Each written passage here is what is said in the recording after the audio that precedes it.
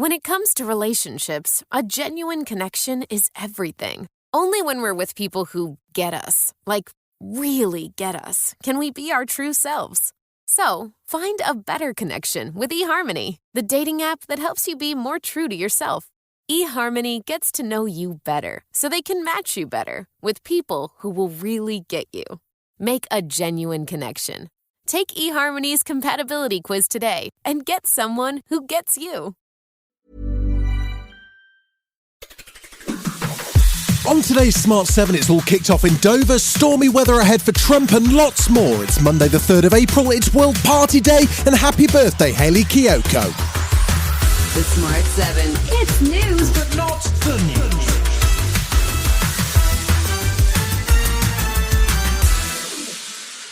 There was chaos in Dover over the weekend as some holidaymakers were forced to queue overnight across the English Channel. Things were especially bad for coach passengers. On Sunday afternoon, more than 100 coaches were waiting to board a ferry, with waiting times estimated between 6 to 8 hours.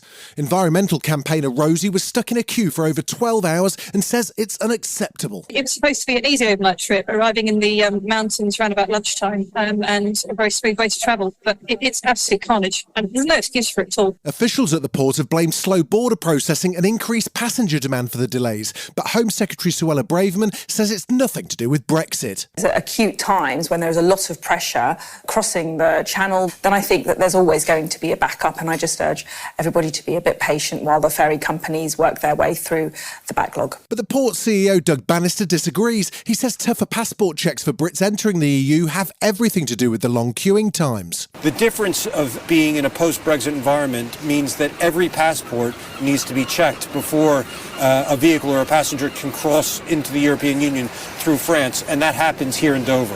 So it does make processing more challenging.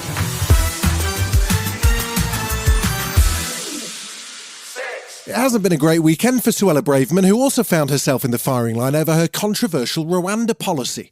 Suella's repeatedly claimed that Rwanda is a safe country for migrants, but when the BBC's Laura Kusenberg presented her with evidence that 12 refugees had been shot dead by Rwandan police back in 2018 after protesting reduced food rationing, Suella was forced to defend her claims. That might be 2018. We're looking at 2023 and beyond.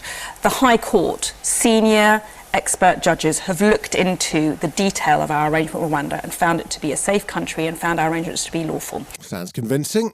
Anyway, the Home Secretary hasn't yet been able to confirm when the first flights to Rwanda will actually be taking off, and Shadow Levelling Up Secretary Lisa Nandy isn't buying it. She says the whole thing's a waste of time and money. This is so far a policy that has cost the British taxpayer a huge amount of money and hasn't seen a single person go to Rwanda. So I think the evidence so far suggests that this is just yet another outlandish nonsense claim from a Home Secretary that is unable to do the very basics of getting her own system working.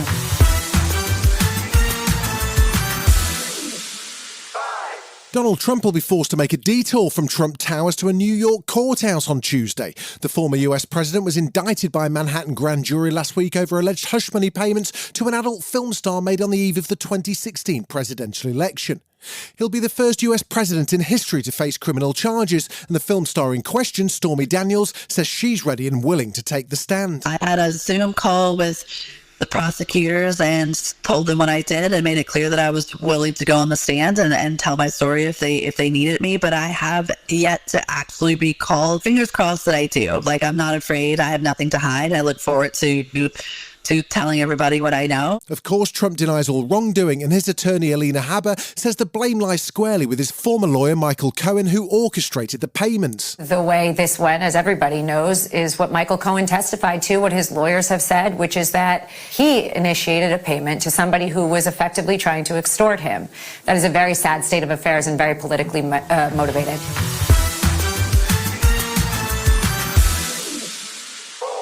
An explosion in a St. Petersburg café on Sunday injured 25 people and killed pro-war Russian military blogger Vladan Tatarsky in what's thought to have been a targeted attack.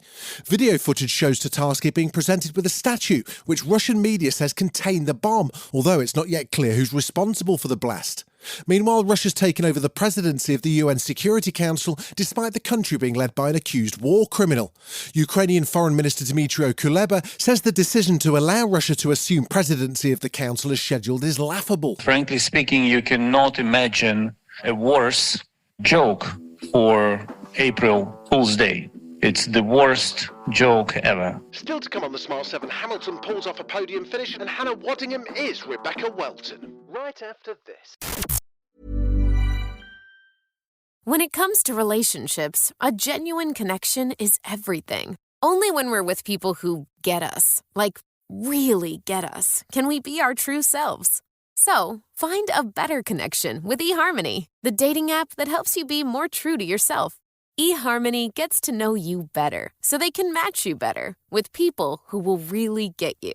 Make a genuine connection. Take eHarmony's compatibility quiz today and get someone who gets you. Welcome back.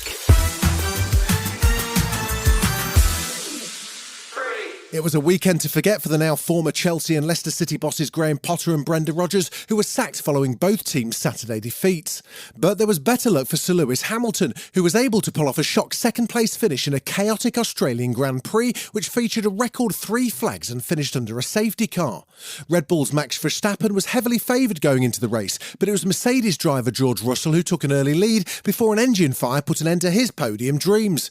Verstappen went on to claim his maiden Australian Grand Prix victory, but Lewis was able to take advantage of the chaos to ensure Mercedes still got a podium finish. I'm really unlucky for George today. On our side, we've got to look into our reliability has generally been really good, so that's really unfortunate. But otherwise, to get those points is really amazing today. I definitely didn't expect to be on the second, so I'm super grateful for it. Hannah Waddingham is fresh off the red carpet after hosting the Olivier Awards on Sunday night. But she was on Radio 1 earlier in the day where she revealed there really is no difference between herself and her Ted Lasso character Rebecca Welton, the owner of AFC Richmond, who's presented with some delicious shortbread biscuits by Coach Ted every morning. Yesterday on the flight over here, the captain came and found me in my seat, and you know those little pre-packed little shortbread biscuits? He came over and went, I just thought I'd offer these up in case the biscuits on the show don't taste nice. And I was like, should you not be flying this plane?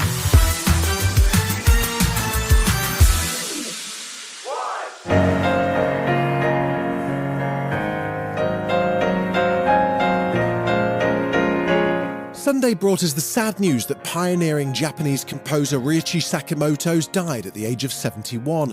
Born in Tokyo in 1952, he began his musical career while at university and rose to prominence as part of the band The Yellow Magic Orchestra. He went on to pursue a successful career as a solo artist and film composer. His score for The Last Emperor won him an Oscar, Grammy and Golden Globe, but his most famous score was for the 1983 film Merry Christmas, Mr. Lawrence, a film he also starred in alongside David Bowie. He said recently his biggest regret was not reconnecting with Bowie while he was still alive. Rest in peace, Ryuichi.